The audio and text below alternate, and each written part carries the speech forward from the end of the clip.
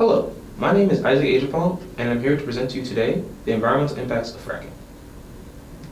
So, what is fracking? It is a phrase that used to shorten up hydraulic fracturing, which is a process in which, first I'll give you a definition given to us by Daniel Ramy in his book, The Fracking Debate. Defined as a process of injecting a fluid deep underground to create cracks in rocks to help oil and gas to flow into a well. Essentially, the way fracking works is that a hole is drilled from the surface of the earth vertically down into depths where they can reach the natural gas and oil and track. Then it is put out horizontally, and fluid is injected from that line to create fracks inside the earth. The fluid actually contains water, sand, and various other chemicals to ensure that the cracks do not close when they're made and to help the gas flow out naturally. The fluid is then pumped out and the natural gas and oil is then brought out from the well.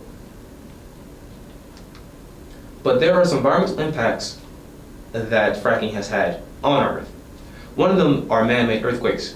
So, back during the 1950s to 1960s, fracking, I think, if I remember correctly, through it, has just began to be developed. And these earthquakes was caused by wastewater from the fracking. To be more exact, it was caused by wastewater from fracking being purposely injected into pre-existing faults already lined with fluids.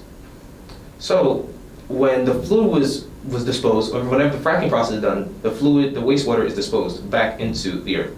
Unfortunately, in those times, the wastewater was put into pre-existing faults, which caused some difference in pressure, and this different pressure caused rocks to slip and slide against one another, which overall build and at times create earthquakes. Now, at times they may not be detected on the surface, but it was still an overall issue.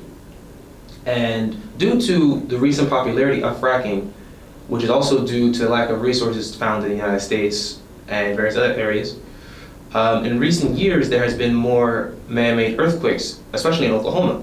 So they were able to find the reasoning due to pre-existing research that the wastewater was finding its way into the pre-existing faults, which was causing these earthquakes, which was led to issue because this damage that was caused by the man-made earthquakes was not great.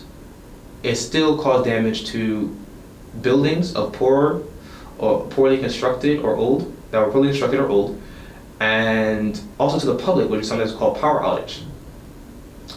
Now, solutions that some states have developed, like Ohio in particular, were to at times shut down the well, the root cause of the earthquakes, were to implement guidelines of wastewater injections to ensure that it doesn't end up into those pre-existing faults, and to implement high-tech monitoring systems to detect if anything was out of the ordinary underneath the surface, so that something may be to avoid something cataclysmic to their state. Now, another environmental impact would be water contamination. Now, this is the top dilemma for fracking, and also the most used argument by anti-fracking advocates, and it's also feared by the public. Funny enough, though, it is also highly unlikely for fracking itself to cause water contamination. Though it's not impossible, it's just simply unlikely, because when fracking is done, it happens at depths that are far too low for it to reach to groundwater. The difference is just too great. But if there is a problem with fracking, associated with fracking, it would be stray gas. So when there's a default in the steel and cement casting, stray gas can seep in and follow up the well and contaminate water resources, which is an issue. This is also known as methane migration, and it's also the actual leading problem of fracking, associated to fracking. Now, there's no real solution for it, as they can simply just better plan the casting and the steel implemented on the well.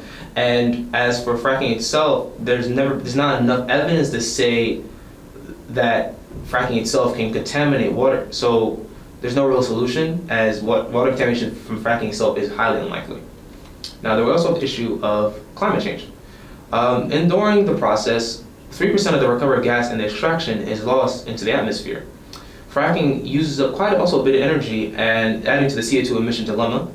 And the natural gas recovered by the process is largely composed of methane, which is about 5 times more potent than CO2. And as it's released, as is the powerful greenhouse gas. Just another issue on top of the other things. But overall, there's also numerous other things that fracking has been associated with in terms of like causing the public to get sick, having environmental issues. But they're all solutions to them, and is also a work in progress. So I hope this video has been educational in terms of the environmental effects that fracking has done to our society, and to see whether or not you side with it. Thank you for your time.